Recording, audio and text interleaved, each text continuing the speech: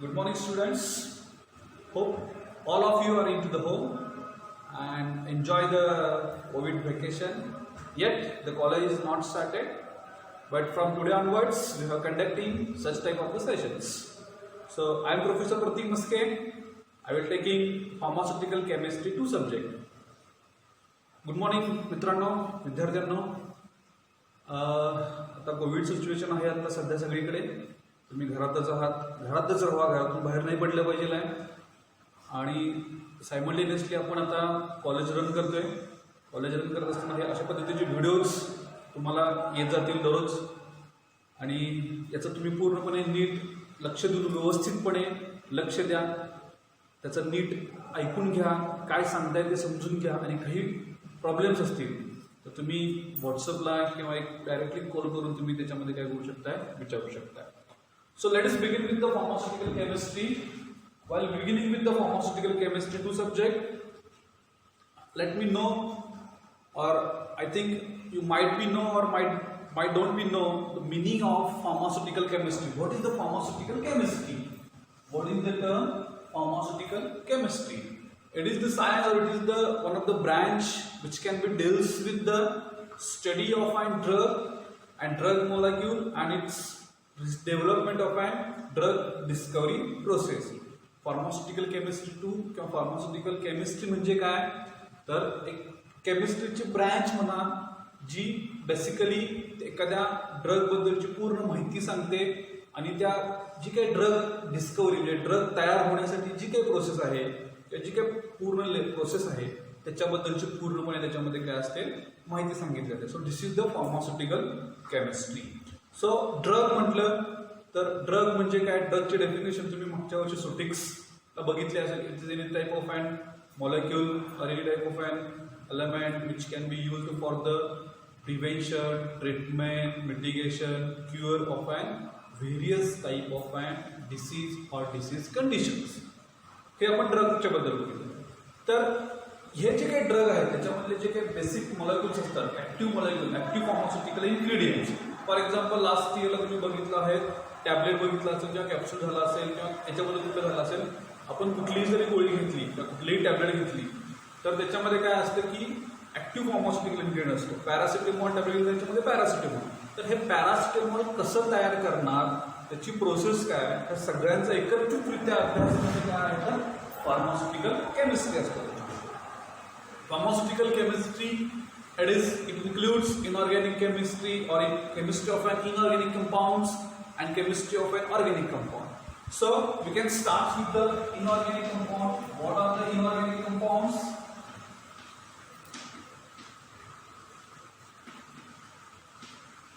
And what are the organic compounds?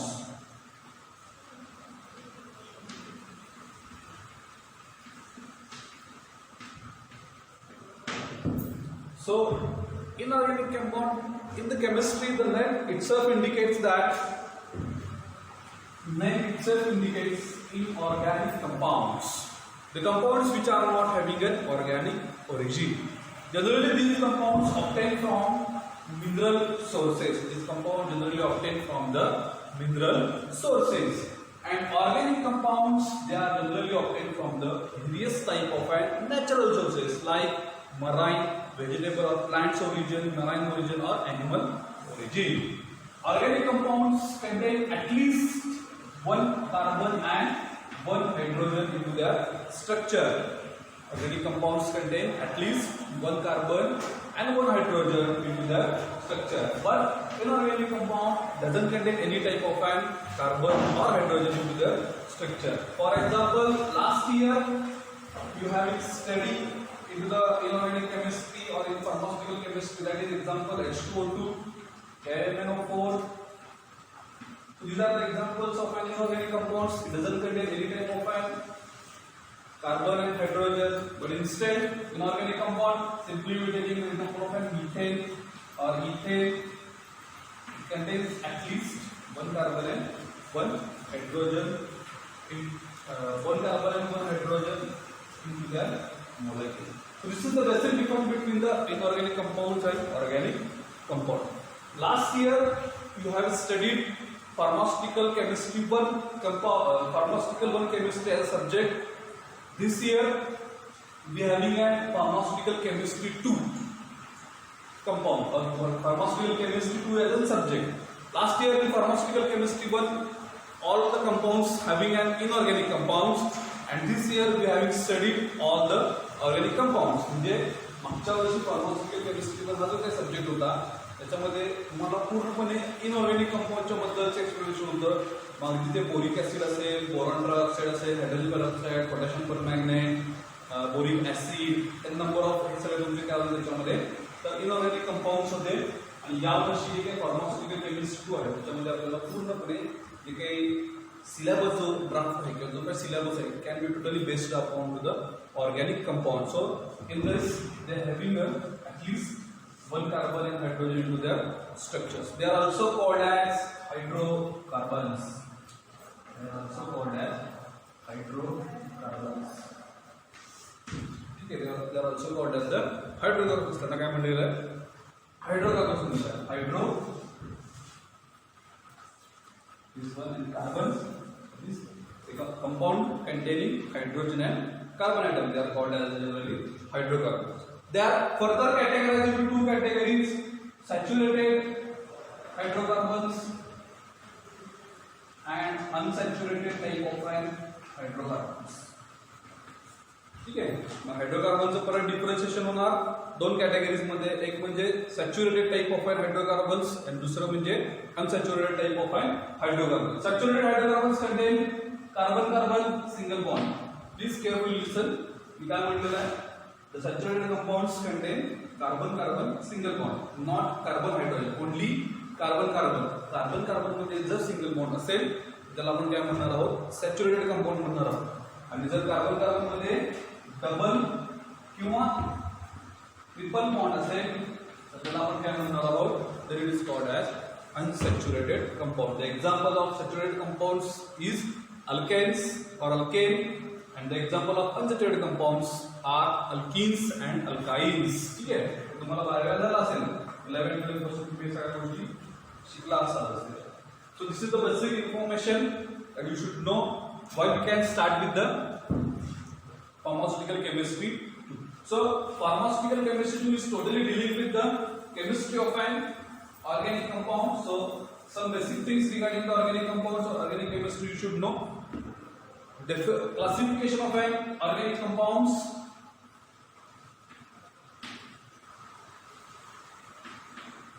Classification आपण बघतोय organic कंपाऊंडचं. ऑर्गॅनिक कंपाऊंड जनरली क्लासिफाय होतात दोन मेन कॅटेगरीज मध्ये. First one open chain compound,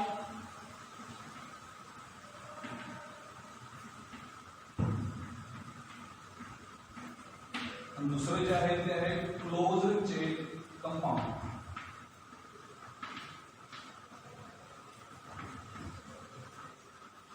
पहिला आहे ओपन चेन कंपाऊंड आणि दुसरा आहे close chain compound.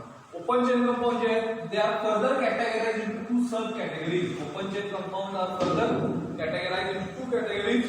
First one, that is a branch chain compound,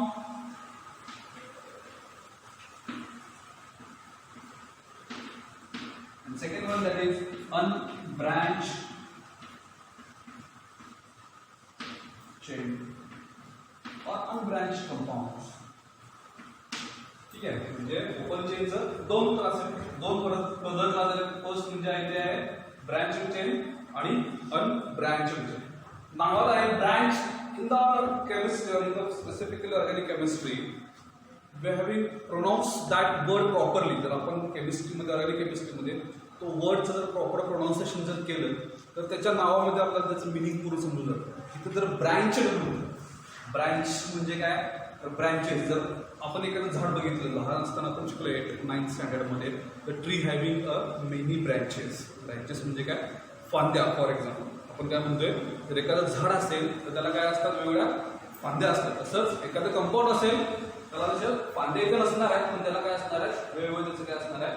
long chain he compound असणार. त्याच्यामध्ये अजून एक वर्ड सारखा येतो नॉमेनक्लेचरमध्ये, लॉंग चेन कंपाऊंड और चेन कंपाऊंड. चेन मध्ये दोन टाईप, ब्रँच आणि अनब्रँच. ब्रँचेस असतील तर त्याला काय असणार आहेत? वेगवेगळे सबस्टिट्यूशन त्याच्यामध्ये अटॅच असेल. फॉर एक्झाम्पल आपण एक इथं एक्झाम्पल लिहूया. बेसिकली हे 3 कार्बन ॲटम आहेत. जर 3 कार्बन ॲटम असेल तर आपण काय म्हणतो त्याला प्रोप असं म्हणतो. प्रोप आहे. तर सेकंड वर्ड किंवा सेकंड स्टेप ते परत तुम्हाला डिटेल सांगतो कसं काय. सिंगल बॉन्ड आहे त्यामुळे कंपाऊंड कुठं आहे अल्केन असणार आहे. So it is a propane H. H हे ब्रँच जर म्हटलं हे काय झालेलं आहे एक एक्झाम्पल आहे ब्रँच चेन कंपाऊंड आणि हे अनब्रँच. तुम्हाला डिफरन्स लक्षात येईल ब्रँच आणि अनब्रँच. ब्रँच मध्ये आपण जर इथं कंपाऊंड जर बघितलं 3 कार्बन ॲटम आहेत. मधला कार्बन ॲटम म्हणजे 2 नंबरचा कार्बन ॲटम आहे त्याला एक आपण सबस्टिट्यूट अटॅच केलेला आहे. आणि अनब्रँचला असं काही नाही आहे डायरेक्ट लॉंग चेन काय त्याच्यामध्ये हायड्रोकार्बनची chain. Both these are the alkanes that is the saturated compound. This is the numbering देताना सेंटरला आहे 2 नंबरच्या कार्बनला मिथाइल ग्रुप आहे त्यामुळे 2 मिथाइल प्रोपेन येणार आणि हे काय येणार नुसतंच काय येणार त्याच्यामध्ये propane. This is the example. Second one that is second class याच्यामधला जो आहे closed chain compound. Closed chain compound जे काय आहे ते परत 2 फर्दर याच्यामध्ये डिवाइड होते.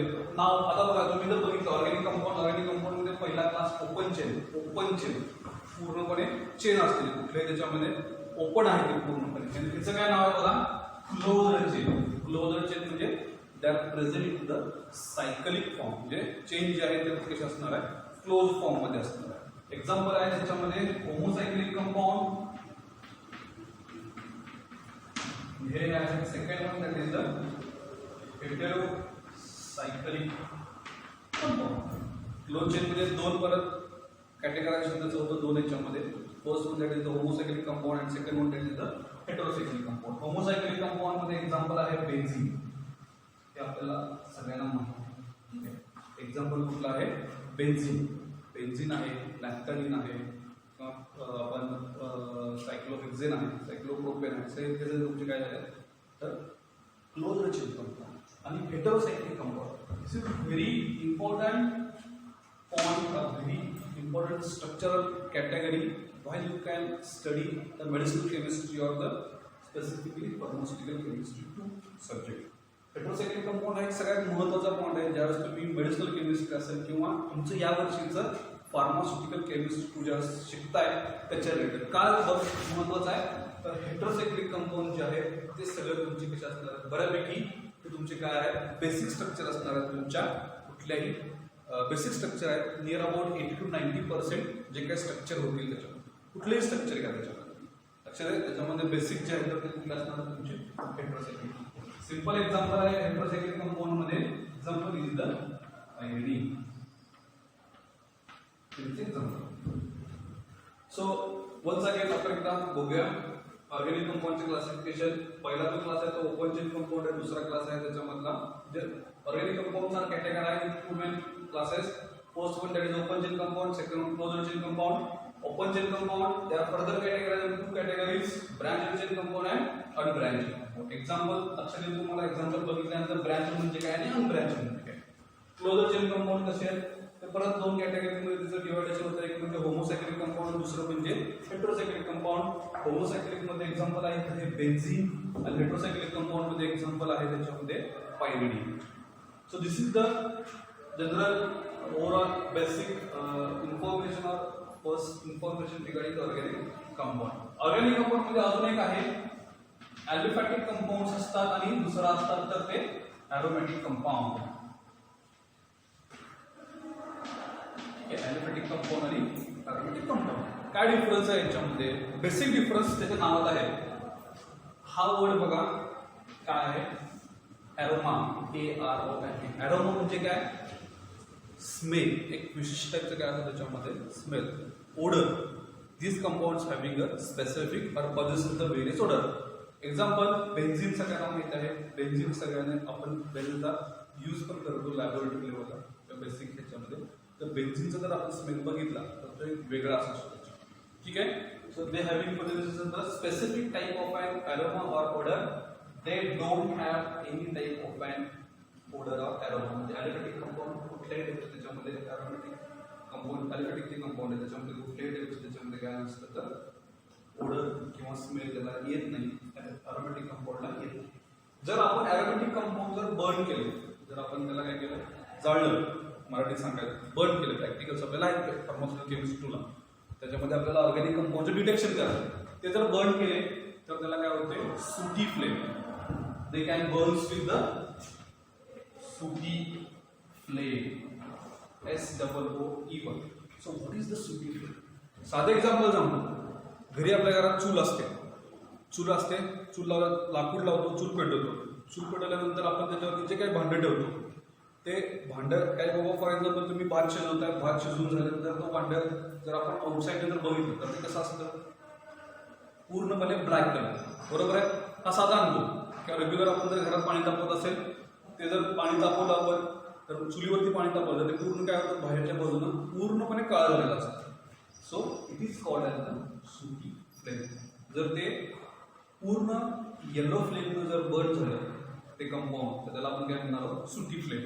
आणि aliphatic compound are burn with non sooty flame. साधं एक्झाम्पल, घरातला गॅस जर तुम्ही पेटवलं आणि त्याचं कुठलेही भांडे ठेवलं तर ते काळं होतं का? पूर्णपणे होत नाही. ते कसं होतं, पूर्णपणे कुठल्या टाईपचं त्याच्यामध्ये ब्लॅक, त्याला सुटी, त्याला फ्लेम, त्याला किंवा सुटी त्याच्यामध्ये इफेक्ट राहत नाही आउटसाईडला, बरोबर आहे की.